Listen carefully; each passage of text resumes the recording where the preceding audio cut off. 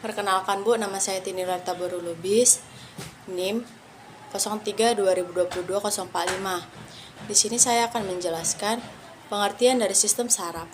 Sistem saraf adalah jaringan neuron yang fungsi utamanya adalah menghasilkan, memodulasi, dan mengirimkan informasi antara semua bagian.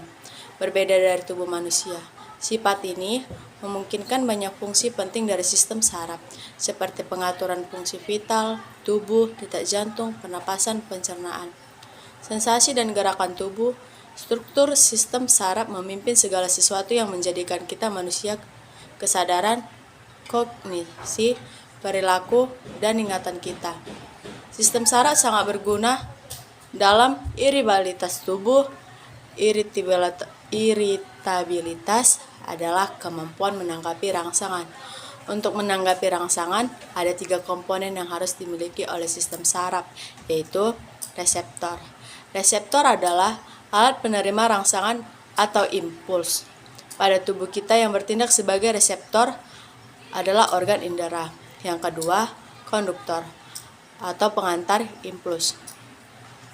Dilakukan oleh sistem saraf itu sendiri. Sistem saraf terdiri dari sel-sel saraf yang disebut neuron. 3. Efektor.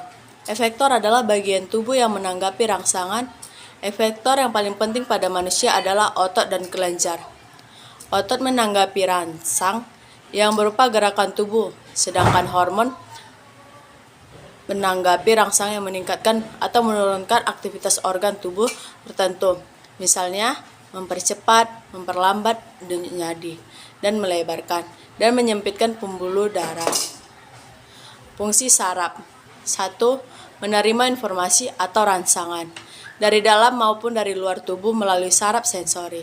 Saraf sensori disebut juga afferent sensory pathway. 2. Mengkomunikasikan informasi antara sistem saraf perifer dan sistem saraf pusat. 3. Mengolah informasi yang diterima baik ditingkatkan medula spinalis maupun di otak untuk selanjutnya menentukan jawaban atau respon. Pembagian sistem saraf.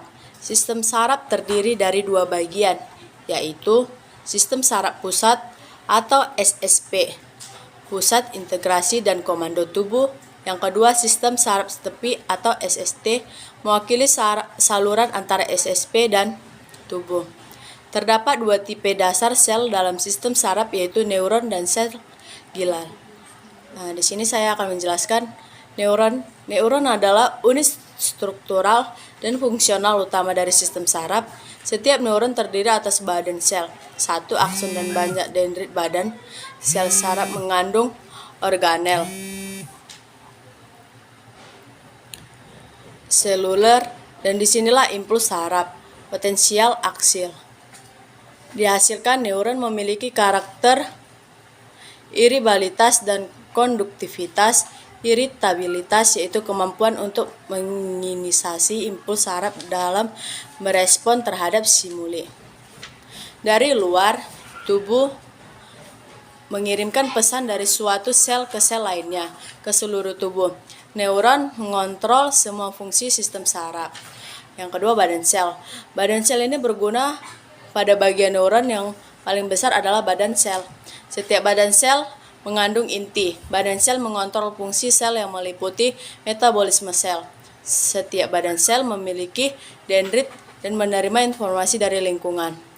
Dendrit adalah serat tipis seperti cabang dari sel.